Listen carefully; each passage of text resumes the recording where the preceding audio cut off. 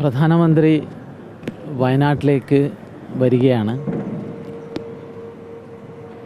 നമുക്ക് അറിയാവുന്നതുപോലെ ഇത് വയനാട്ടുകാരുടെ ദുരന്തം മാത്രമല്ല, ഇത് കേരളത്തിൻ്റെ മാത്രമല്ല, ഇത് ഭാരതത്തിൻ്റെ തന്നെ ഒരു ദുരന്തമാണ്.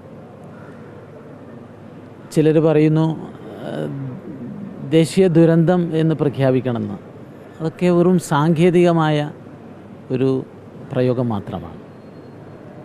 ഇത് ഭാരതത്തിൻ്റെ മൊത്തം ദുരന്തമാണ്. അതുകൊണ്ട് തന്നെയാണ് പ്രധാനമന്ത്രി നേരിട്ട് വരുന്നത്. അദ്ദേഹം ആകാശ ദർശനം മാത്രമല്ല നടത്തുന്നത്, സൈറ്റിൽ തന്നെ പോവുക മാത്രമല്ല, ആശുപത്രിയിൽ അതുപോലെ തന്നെ പരമാവധി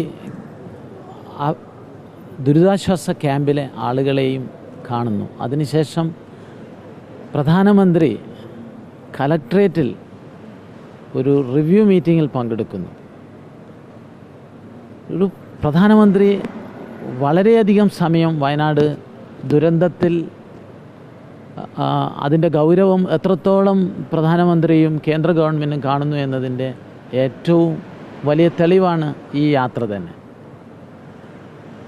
അതുകൊണ്ട് കേരളം ആഗ്രഹിക്കുന്ന, വയനാട് ആഗ്രഹിക്കുന്ന വലിയ സഹായം കേന്ദ്രത്തിൽ നിന്ന് കിട്ടും, യാതൊരു സംശയവും വേണ്ട. പക്ഷേ എങ്ങനെ ഇവരെ പുനരധിവസിപ്പിക്കണം, അത് സംബന്ധിച്ചുള്ള കൃത്യമായ പദ്ധതികൾ തയ്യാറാക്കേണ്ടത് കേരളമാണ്. അത് കേരള ഗവൺമെൻറ് ഒറ്റയ്ക്ക് ചെയ്യേണ്ടതല്ല. സർവ രാഷ്ട്രീയ നേതൃത്വത്തെയും വിശ്വാസത്തിലെടുത്ത് ഒരു മേശയ്ക്ക് ചുറ്റുമിരുന്ന് വയനാടിനെ പുനർനിർമ്മിക്കാൻ ആവശ്യമായിട്ടുള്ള ഒരു പദ്ധതി തയ്യാറാക്കുക എന്നുള്ളതാണ് കരണീയം.